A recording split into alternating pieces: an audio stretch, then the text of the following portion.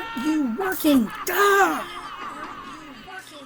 Oh my god, I thought this was supposed to make your life easier. Can you hear Oh, me? this hurts me to death of me. Just one my thing God. doesn't work. Oh my god, I'm never gonna get this done. Right. And also, just so you guys know, don't be surprised if your computers and your internet goes absolutely bonkers this week. Hello, stargazers. This is a special report specific to this week and the eclipse that we are under, because this eclipse also will involve the Saturn station retrograde that we're feeling right now as we speak. Today is the 23rd. And the Mercury station retrograde at the end of the week that we're feeling right now, because we're heading into that retrograde tunnel. And of course, the lunar eclipse at 5 Sagittarius is sitting right smack between the two of them. So this is a very, very let the games begin kind of week. So I wanted to do this video, kind of help you guys manage and navigate through this as best you can, to be aware of some things that you may be dealing with so you can plan and prepare accordingly.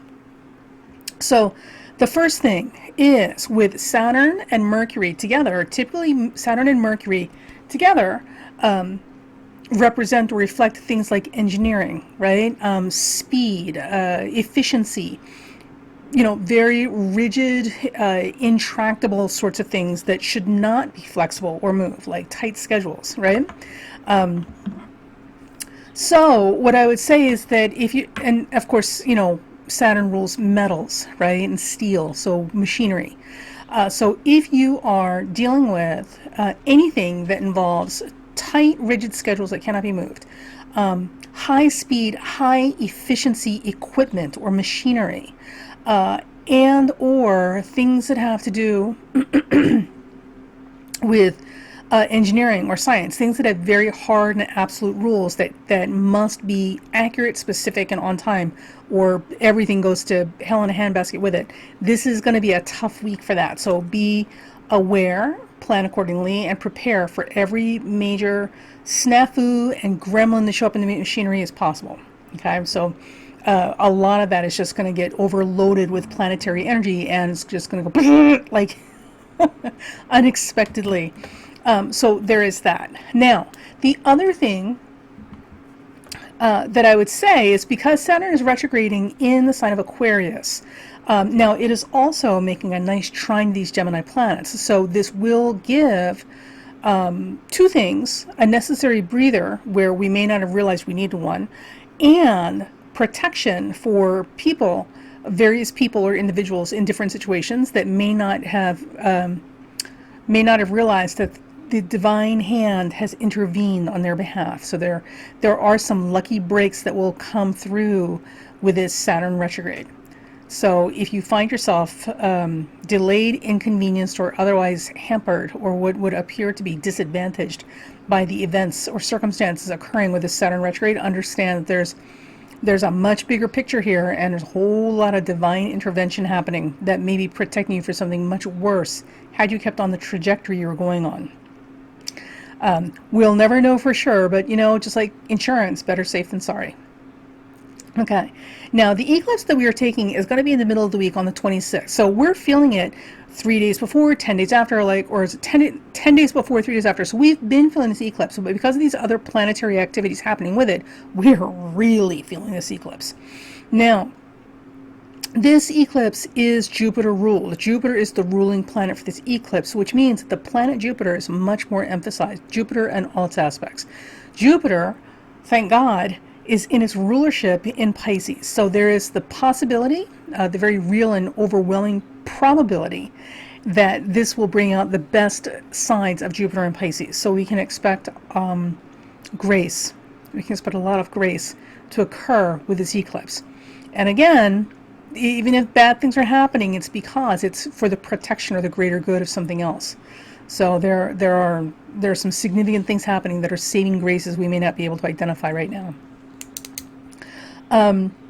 As we move down through the week, of course, Mercury is officially retrograde on the 29th at 24 Gemini, and Mercury will be going retrograde on the fixed star Alheka, one of my personal favorites. It is the horns of the bull. So by the time we get to the Mercury station just before the 29th. So literally 27th, 28th, and 29th, those 3 days just prior to the time that Mercury officially comes to a stop, we can expect some major decisions, and communications to be pushed through. Now, because we've got Jupiter and Saturn heavily involved in this week, right? Because Saturn stations retrograde, it's a Jupiter-ruled eclipse, and Mercury rules communication and words. This combination of three things, Jupiter, Saturn, and Mercury, also suggests that there's the possibility that legal things could become a big, big deal this week. So pay attention not only to the headlines, but also to judicial activities and things that are being approved as policy on a legislative level, and certainly the Supreme Court that may not be getting as much press, or that people have been actively trying to kind of tamper down and bury. There's a lot of major legal stuff happening this week. The hammer is coming down. Now, and remember, back in February, we talked about this. So we are heading into a time right now where it is a time of reckoning, and we're going to continue going through this until everything has been, sifted through, right? And we can see exactly what we're working with and how to deal with it. So this time of reckoning is going to continue literally on through summer, probably down into the fall, maybe even the winter. But understand that it is reckoning. So we are righting the scales and bringing balance back to the world. And we're exposing a lot of people for who they are, and we're exposing a lot of situations for how they actually work, so that we can fix that. Because some of this stuff has needed to go for a long time. All right, anyway. Okay, now just a couple of quick notes, and we're going to talk more specifically about this cosmic pattern we're dealing with this week and how to navigate. So the first thing, get your pencils on, what you mark this on your calendar. The first thing is I want you to circle June 3rd, actually starting June 3rd, moving out. So it'd be June 3rd, 4th, 5th, and 6th, give or take a few days, right? But definitely starting on June 3rd, moving forward in time, or later on into the month, by at least 3 to 4 days. That is a time that's going to be significantly important, because things that are happening this week in your personal life as well as in the big world out there, will come up and be activated again June 3rd, 4th, 5th, 6th, but probably around June 3rd. So pay attention to what's happening this week and watch what gets kicked off June 3rd, because whatever goes on now, it's not over yet. So if things are really kind of reaching critical mass this week, we can expect some resolution or some kind of clarity about why all this is happening come June 3rd. So it will be a very, very important day to watch, and it will have everything to do with the events happening this week. So mark your calendars and pay attention to what's going on in your personal life. Okay. Also, too, because this all involves eclipse activity, right? Also, too, maybe even if you have time, you can remember anything, go back to March 17th through 20th, those 3 days in there, and see what was going on, again, in the world or in your personal life, to see if there was anything of significance or the seeming portent that was happening. Because that also is tying into this eclipse that is being activated now, or is occurring now, rather, and will be activated again in June. So if you didn't have anything significant happen, it's okay. Like, not every eclipse is a big life-changing eclipse, but the possibilities are there, so it doesn't hurt to kind of take a look, to kind of get an idea what might be coming out of left field at us or around the corner.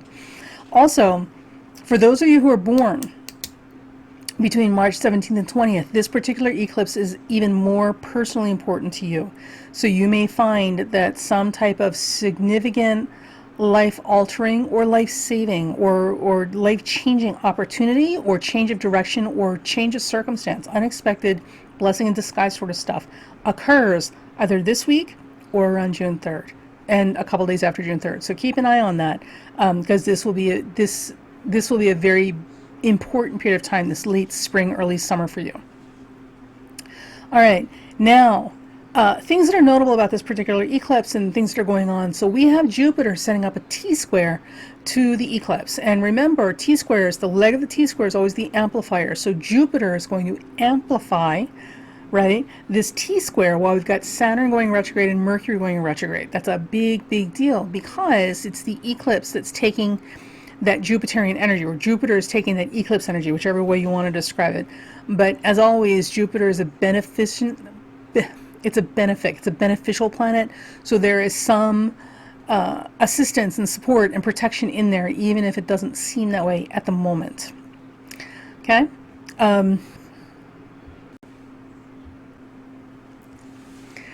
The other thing that's very important about this particular eclipse, as it's happening with all these, literally these bookends, Saturn and Mercury on either side, kind of sandwiching it in, is this particular eclipse also, Saturn will be sitting on the Jupiter-Pluto midpoint. We're talking decisions and actions taken of major portent that affects everybody, not just you, me, us at the local level.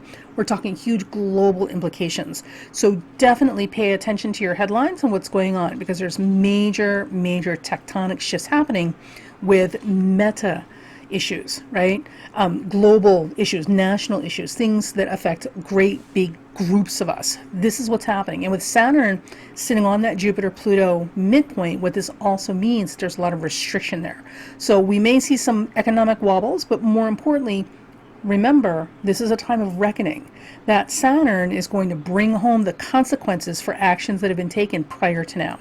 And these are all things that are huge things. So, let's see what happens, and let's hope that nobody starts any stupidity under this particular eclipse, because it will lead to a tremendous amount of instability on a much larger level. We're already in the soup,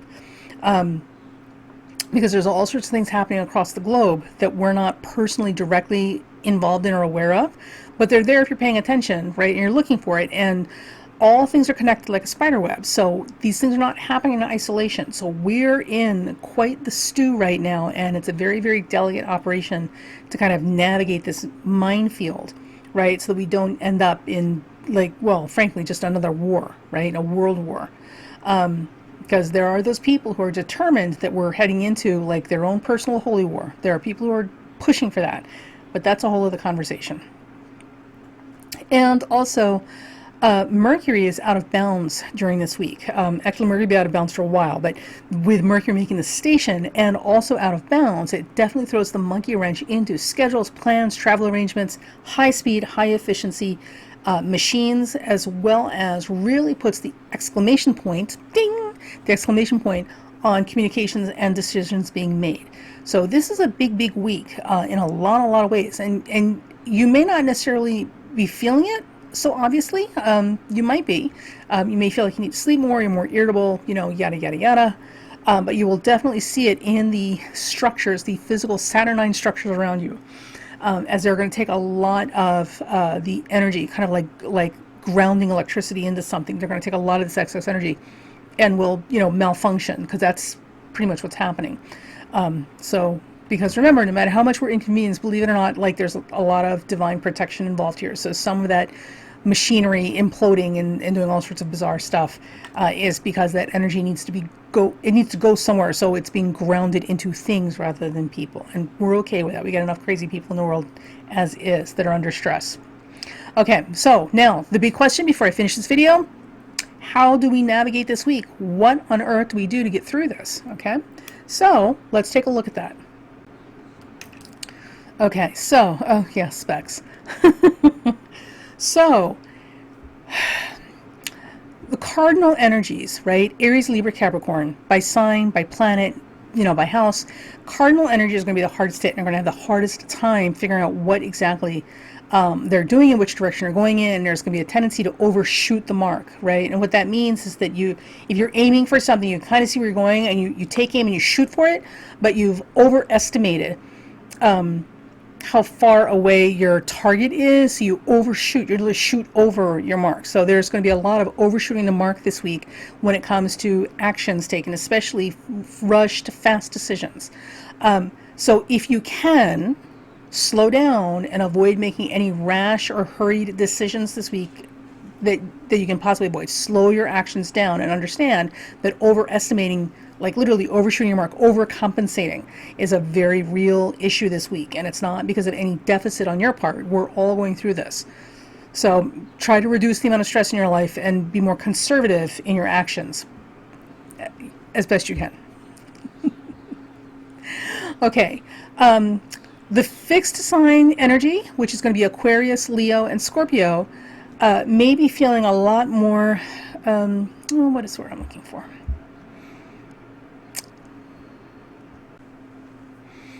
Inhibited. They may be feeling just a lot more self-restrained. One of the things that's going to happen with this fixed sign energy is there's this, not a sense of impending doom. We've had a year of that, 4 years. But with this fixed sign energy, there is this sense of weight and gravitas that they're experiencing. We're all experiencing, but certainly fixed signs are going to be feeling it more so. And also, too, when it comes to decisions that need to be made, there's going to be a much more serious consideration of the long-term impact of these decisions. So people are going to be slower to make commitments to decision than usual, and we should all respect that in other people and also perhaps apply a little bit of it to ourselves, because again, actions taken in a hurry are not ideal, where there's a tendency to overcompensate and overshoot our mark, right? And also, while this is happening, there's a sense of weight or gravity about decisions that we make and their long-term impact. So for some people who are experiencing the fixed sign energy of this, there's a tremendous reservation to make a commitment to a decision right now as we speak. So there's a sense of wanting to kind of hold off a little bit or be more conservative in their approach. And that would be a good thing, because Saturn, which is what's at play with this right now, is making a trine to those Gemini planets. So there is a way out. There's some protection there, but we have to work with the energy. All right. And finally, Mercury. Mercury is not only stationing retrograde, which it does a couple times a year. It's honestly not that big a deal. But Mercury is stationing retrograde in its own sign. And it's making a wide square Jupiter by sign, not close enough by degrees and aspect, but certainly by sign. So that Mercury-Jupiter thing is happening, and Mercury's out of balance. So blah, blah, blah, blah, blah. All of this is to say that this is going to be a particularly more potent Mercury retrograde than usual. And certainly when we're going to be feeling it most is this week leading up to the retrograde on Friday, or the 29th, whatever. I'm such an astrologer, I don't know what day of the week it is. The 29th, and also for at least a few days after that, heading into, ta-da, June 3rd. So mark your calendars like all this week, and then make sure you drag that mark all the way out to June 3rd, minimally. Right? And understand that Mercury retrograde is going to be a much more complicated Mercury retrograde than we normally deal with on its own, not including everything else that's on board with this, right? So we got a whole party card here of stuff happening, which is going to make this a particularly dicey, spicy week. June 3rd is our date to watch, so we just got to get through to June 3rd, and then things will kind of clear, the dust will settle, and then we'll see what's happening, like really see what's happening with less confusion. So for those of you who are mutable signs, Gemini, Sagittarius, Jesus, sorry, yeah, Sagittarius, Gemini, Sagittarius, Virgo, Pisces, or certainly anybody who's involved in mercurial endeavors, right? Things that have to do with speed, things that have to do with communications or words, right? Things that have to do with schedules, and things that have to do with very, very young children, right? Not teenagers, but younger. And these are just things I'm thinking off the top of my head. These are the things that are going to be the most impacted and inconvenienced this week with this Mercury station retrograde. So understand that and give yourself plenty of plan B sort of leeway in your activities this week up until June 3rd. So what is the last thing we can do to kind of make this work for us? Well, here's a reminder. Jupiter is in the sign of Pisces. That is the sign of miracles. And Jupiter is the planet of blessings, protection, and miracles. Jupiter in Pisces will give people 11th hour saving graces. And Jupiter in Pisces will be the divine hand that intervenes for you. So with Jupiter and Pisces, the entire time of Jupiter and Pisces, there is the opportunity to really see for ourselves miracles happen. Okay? Now, with that said, remember that Saturn is conjuncting the Jupiter-Pluto midpoint. Now, Jupiter and Pluto in and of themselves are once-in-a-lifetime sort of circumstances, opportunities, events, people, things, right? Chances.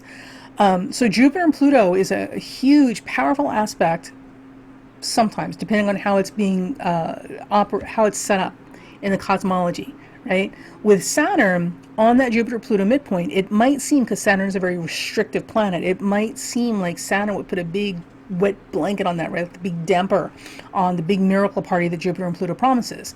But here's what I'm going to give you guys. Remember, Jupiter is in Pisces, right? Saturn is conjuncting the Jupiter-Pluto midpoint. Pluto's in Capricorn, which is a sign of Saturn's rulership. I know we're getting all kinds of abstract here. And Saturn is in its sign of ancient rulership, Aquarius. So with this particular combination, the thing that I would give you to consider as we carefully and delicately tiptoe through the week is, if you really, really need something,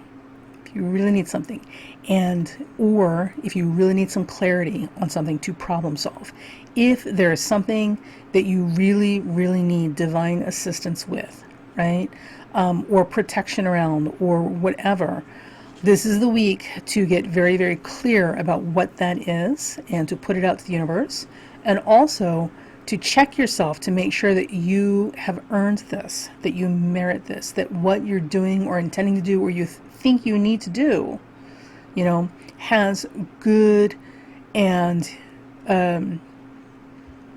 important reason for happening, not just for yourself, but for the people around you. So remember also too, Jupiter and Saturn, we talked about this a while ago, but I'll say it again. Jupiter and Saturn in astrology represent social contracts, because Jupiter and Saturn, if you flip them upside down to each other, like they literally the mirror images of each other, right? If you flip one upside down, they're mirror images, the symbols. And they represent the maximal social expression of ourselves. So where every planet before Jupiter, everything up until Mars, you know, is very much about our personal identity, our personal experience. Jupiter and Saturn is where we meet society. And we need society, we need other people, because that's where we live. We don't live in caves with goats by ourselves. So Jupiter and Saturn also represents social contracts, right? These are the contracts that we have with society around us, and society has with us, so we can all get along and get stuff done. Jupiter and Saturn involved together with Pluto, you know, which is also one of the planets of miracle making, okay, has everything to do with social contracts. So when you petition your gods or your ancestors or spirit guides or whoever you petition, right?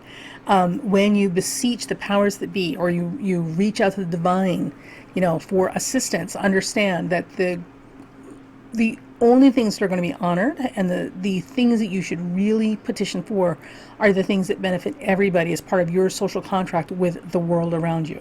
Now, this isn't to say that you could petition for something bad and nothing's going to happen. You could absolutely petition for something selfish and self-serving and just generally bad for everybody else around you except you, and it could certainly happen and come through like in spades.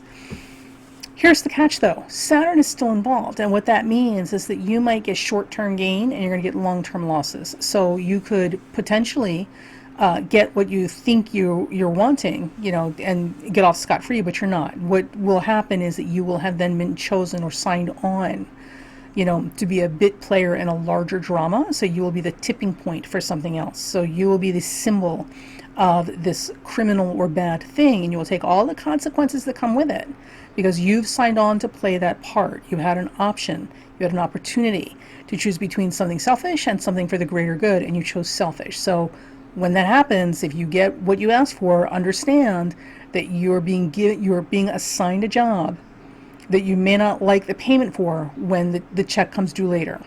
Okay, so always opt for the better of it. So, and there you go. So that is your week. It's going to be, what a week. What a week. It will be a week. So watch your headlines. Very exciting stuff happening. If you really, really, really need something, this is the time to petition. But again, it should be for the greater good. It should be something that benefits everybody and not benefits everybody because you've rationalized it in your mind. Like you should be able to take a good, hard, honest look at yourself and see how this is a benefit for everyone, not just you. And that is where you will get the most benefit from it. And again, anything involving rigid, inflexible things like machinery, tight schedules, These things need extra time and extra patience and a lot more leeway and a lot more plan Bs, because things are definitely like having some issues this week.